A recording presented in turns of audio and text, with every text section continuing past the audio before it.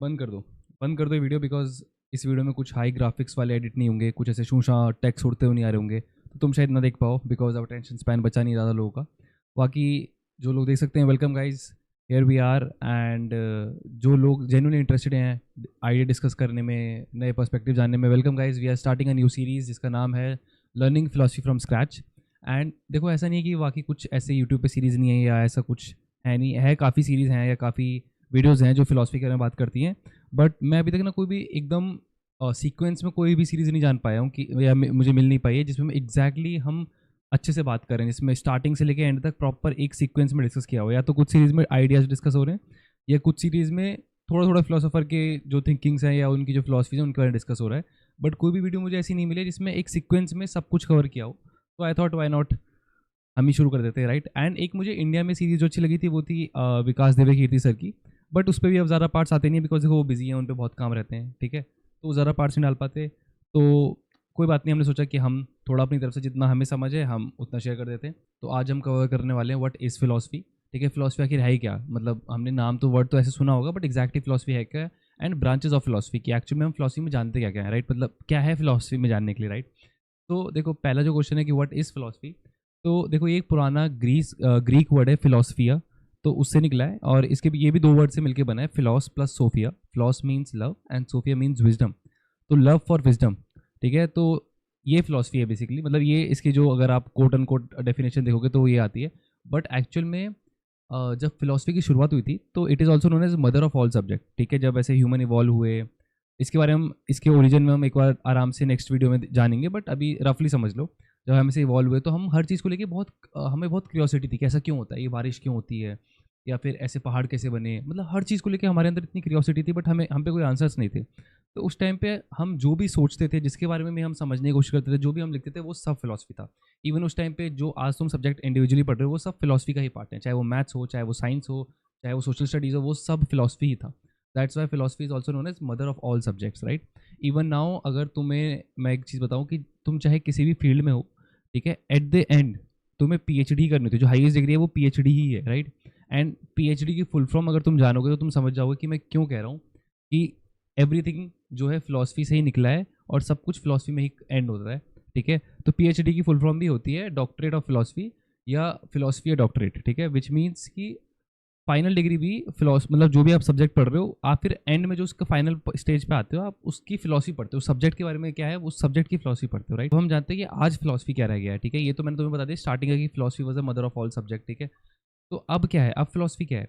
तो बेसिकली जब सब्जेक्ट्स अपने अपने निकलते गए, जितने हमारे जो भी सब्जेक्ट्स निकलते गए फिलोसफी में से, अब फिलोसफी में रह गया है discussion of ideas, discussion of perspectives, and trying to find the answer of big questions, मतलब क्वेश्चंस जो अभी तक ना साइंस ढूंढ पाया है ना कोई और सब्जेक्ट ढूंढ पाया है, उन क्वेश्चंस का आंसर करने की कोशिश करती है फिलोसफी। बड़े क्वेश्चन जैसे ये यूनिवर्स की चीज़ से बना है, what is the nature of this universe, ठीक है, what is the nature of this world, हम कौन है, मैं कौन हूँ, मैं यहाँ क्यों हूँ, मैं इस धरती पे क्यों हूँ, इस टाइप के जो क्वेश्चंस होते हैं। तो तुमने सुना हो जब कोई ऐसी बातें करता है तो हम बोलते हैं कि अरे ज़्यादा फिलोसफर मत बन, अपना काम हम कर ले, इतना नहीं सोचते। या कुछ लोग हैं वो सोचते हैं कि यार ये सब, अगर ये यूनिवर्स है, यूनिवर्स के बाहर क्या है, फिर उसके बाहर क्या है, फिर उसके बाहर क्या है, तो एंड कहाँ हो रहा है, ठीक है।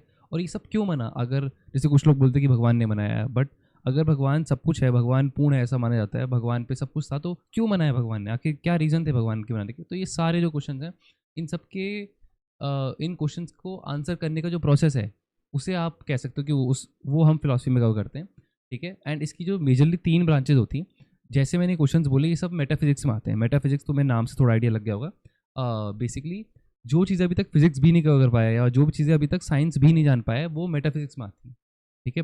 जैसे मैंने बोला कि आप ये बोल सकते हो कि एटम से बनी है दुनिया, ठीक है, एटम में इलेक्ट्रॉन घूम रहे हैं, ठीक है, बट किसने घुमाए, ठीक है। दिस टाइप ऑफ थिंग्स जिनका साइंस भी आंसर नहीं दे सकता, क्योंकि साइंस में भी हम जो है कुछ अजम्पशंस लेके चलते हैं किसी भी कंक्लूजन और किसी भी एविडेंस को यूज़ करने के लिए। बट फिलोसफी में वो सब अजम्पशन हटा के दुनिया को दोबारा देखा जाता है, ठीक है। So that's the point. तो जितने भी क्वेश्चन तुमने ऐसे सुने कि ये धरती किस चीज़ से बनी है या फिर क्यों बनी है, मतलब जितने भी क्वेश्चंस होते हैं अराउंड दिस, ये सब जो है मेटाफिजिक्स का पार्ट है। इसके भी ऑनगोइंग 3 पार्ट्स होते हैं। पहला है इसमें कॉस्मोलॉजी, तुम नाम से समझ होगे, जिसमें हम कॉस्मोस के बारे में बात करते हैं, कॉस्मोस के नेचर को समझते हैं, यूनिवर्स के नेचर को समझने की कोशिश करते हैं, ठीक है। तो इस बारे में जितने भी क्वेश्चंस आते हैं वो इस कैटेगरी में आते हैं कॉस्मोलॉजी में। सेकंड जिसे हम बोलते हैं वो है थियोलॉजी। तो जैसे अभी मैंने कुछ क्वेश्चन बताए थे, तो उसमें से एक क्वेश्चन ये भी था कि ये सब ईश्वर ने बनाया है, तो क्यों बनाया ईश्वर ने। तो जो भी इस टाइप के क्वेश्चन है वो आते हैं थियोलॉजी में, जिसमें हम रिलेटेड टू गॉड, कि गॉड कितने गॉड हैं, अगर है तो एक ही गॉड है या अनेक गॉड हैं, अनेक ईश्वर हैं। अगर एक ही ईश्वर है तो वो कहाँ है, वो कुछ लोग बोलते हैं वो हमारे अंदर है, कुछ लोग बोलते हैं वो हमें ऊपर से देख रहे हैं, कुछ लोग बोलते हैं वो हमारा हिसाब लिख रहे हैं। तो ये सब कितना ट्रू है, इसके ऊपर हम बात करते हैं, इसे हम समझते हैं। तो ये जितने भी गॉड से रिलेटेड, ईश्वर से रिलेटेड क्वेश्चंस होते हैं, वो सारे जो हैं फिलॉसफी की इस वाली ब्रांच में जाते हैं, एंड पर्टिकुलरली थियोलॉजी वाले पार्ट में आते हैं। Then comes the third, which is psychology.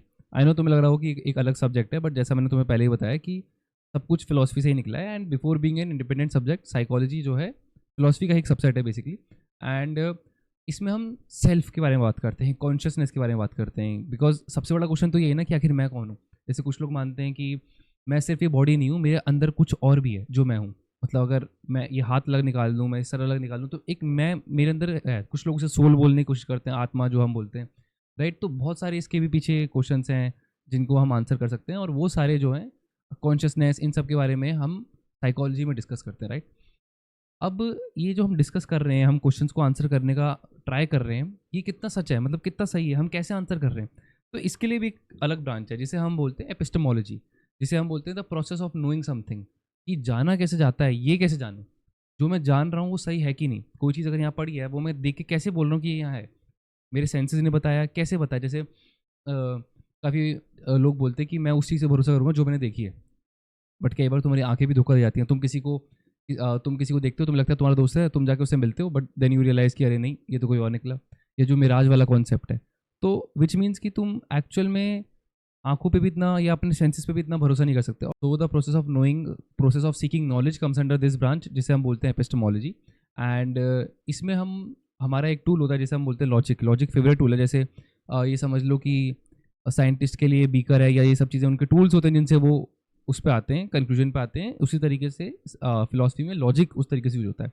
And वो हम गलत साइड में चले जाए, इसलिए हम लॉजिक फैलेसीज के बारे में भी जानते हैं, हम एविडेंसेस, इन सब को लेके जानने कैसे जाए, जाना कैसे जाए, इस सब को लेके हम बात करते हैं फिलॉसफी की इस ब्रांच में, जिसे हम बोलते हैं epistemology. And then comes the third branch, ठीक है। अब आप जान गए, ठीक है, अब आप जान गए, मतलब लगभग आपका कुछ ना कुछ ओपिनियन बन गया। उसके बाद आपको कैसे जीना चाहिए, मतलब अब मैं बोलूँ कि चलो ये सब तो दूर की बातें हैं कि धरती कैसे बनी है, अब मेरे जीवन पे क्या अफेक्ट हो रहा है, पर्सनल लाइफ में कैसे इंप्रूव करूँ, या मैं कैसे जीऊँ, मुझे नहीं पता। ये कुछ लोग बोलते हैं कि ये करना गलत है, वो करना गलत है। एथिक्स, मॉरल्स, इन सब को लेके जो थर्ड ब्रांच आता है, जिसे बोलते हैं मैक्सियोलॉजी। इसके जो है दो पार्ट होते हैं, पहला है एथिक्स एंड दूसरा है एस्थेटिक्स, राइट। तो एथिक्स जैसे मैंने अभी बताया तुम्हें, कि जिसमें हम मॉरल वैल्यूज़ के बारे में बात करते हैं कि क्या सही है क्या गलत है, राइट। कि झूठ बोलना गलत है, बट किसी की जान बचाने के लिए झूठ बोले तो वो सही हो जाएगा। या फिर बहुत सारे तरीके हैं ऐसे कि कोई चीज़ किसी के लिए गलत है, कुछ लोगों के हिसाब से ये माना जाता है कि किसी को मार के नहीं खाना चाहिए, बट कुछ लोग बोलते नहीं, हम हमारा तो ऐसे हम इवॉल्व ऐसे हुए तो हमें खाना चाहिए। तो क्या एक्चुअल में कहाँ के हम रुकेंगे इस चीज़ को लेकर, ये डिबेट एंड डिस्कशन, इस एथिक्स मॉरली कैसे सही है, मैं अपना जीवन कैसे जीऊँ, इस बारे में जो बात होती है वो होती है इस सेक्शन के अंदर, जिसे हम बोलते हैं ethics. And then comes the aesthetics, ठीक है। वो तो तुम्हें मतलब ऑलमोस्ट सबको थोड़ा थोड़ा तो पता ही होगा, इंस्टाग्राम वाली जनरेशन है, राइट। तो थोड़ा तुम नाम समझोगे। हम इसमें एस्थेटिक्स में बात करते हैं ब्यूटी को लेके, कि ब्यूटी ऑब्जेक्टिव है या सब्जेक्टिव है। जैसे कुछ लोगों का मानना है कि जी भाई ब्यूटी तो सब्जेक्टिव है जी, बट फिलोसोफर्स या इस बारे में डिस्कस करते हैं कि भाई एक्चुअल में नहीं है, कुछ चीज़ें इनेटली ब्यूटीफुल होती हैं, उनको किसी और चीज़ की ज़रूरत नहीं है, वो बस ब्यूटीफुल ही है। या जैसे हम मानते हैं कि साइंस में हम मानते हैं कि जो सिमेट्रिकल फेस होता है वो ज़्यादा ब्यूटीफुल है as compare to asymmetrical face. तो ये सब चीज़ें क्यों हैं, फिर इसमें हम बात करते हैं कि इसमें कल्चरल वो भी आता है, कल्चरल कंपोनेंट भी आता है। जैसे इंडिया में किसी एक टाइप की लड़की वो ज़्यादा सुंदर मानी जाएगी, या किसी एक टाइप का लड़का ज़्यादा अट्रैक्टिव माना जाएगा एज़ कम्पेयर टू वेस्ट में, राइट। इसका बहुत अच्छा एग्जांपल है, जैसे कोरिया या जापान साइड में स्किनी बॉयज़ जो हैं वो बहुत अट्रैक्टिव माने जाते हैं एज़ कम्पेयर टू अमेरिका या वेस्ट में, जहाँ मस्कुलर लड़कों को बहुत ज़्यादा अट्रैक्टिव माना जाता है। बट ऐसा क्यों है, ऐसा क्यों है कि ब्यूटी की डेफिनेशन अलग अलग है, समझ रहे हो। तो इस बारे में हम डिस्कस करते हैं एस्थेटिक्स में, ब्यूटी आर्ट को लेके, कि आर्ट भी लोग बोलते हैं कि मेरे लिए तो आर्ट की इस पेंटिंग की कीमत जी 3 करोड़, बट दूसरा आदमी देख के बोलेगा भाई क्या है इसमें ऐसा 3 करोड़ का, समझ रहे हो। तो ये सारे जो कंपोनेंट्स होते हैं ये सब आते हैं एस्थेटिक्स में, ठीक है। ये हैं, मैंने तुम्हें मेन ब्रांचेस बताई हैं फिलॉसफी की, ठीक है। तुम्हें मैंने से बताया कि फिलॉसफी क्या है। प्लस इस सीरीज़ में आगे जाने से पहले मैं एक तुम्हें जनरल स्टेप बता देता हूँ फिलॉसफी का, मतलब जो मैं क्लियर करना चाहूँगा। क्योंकि देखो हम इसमें उन टॉपिक्स के बारे में डिस्कस कर रहे हैं शायद जिनसे तुम एग्री करो या फिर जिनसे मैं एग्री करूँ, और जिनसे शायद तुम ना एग्री करो, जिनसे मैं भी शायद ना एग्री करूँ, ठीक है। But first step should be कि you have to try to understand the topic और try to understand the subject, because just because तुम एग्री करते हो या नहीं करते हो, तुम्हें वैसे नहीं सोचना है, तुम्हें काफ़ी ओपन माइंडेड होकर चीज़ों के बारे में सोचना है, तभी तुम एक जेन्युइन ओपिनियन बना पाओगे। बिकॉज तुम्हें पता है और हम सबको पता है कि हमारी जो अपब्रिंगिंग होती है, कुछ मॉरल चीज़ें या कुछ हमारे दिमाग में पहले से ही बिलीव्स होते हैं कि ऐसे सब कुछ सही है या ये गलत है, एंड हम उन्हें चैलेंज ही नहीं करते हैं बिकॉज लाइफ टाइम हम कभी इतना सोचते ही नहीं हैं। तो इस सीरीज़ के थ्रू मैं बोलूँगा, पहला हमेशा ट्राई करना कि जिस भी चीज़ के बारे में हम डिस्कस कर रहे हैं, please be open minded, try to genuinely understand the thought, try to get into the idea, that way you will be able to understand the idea better.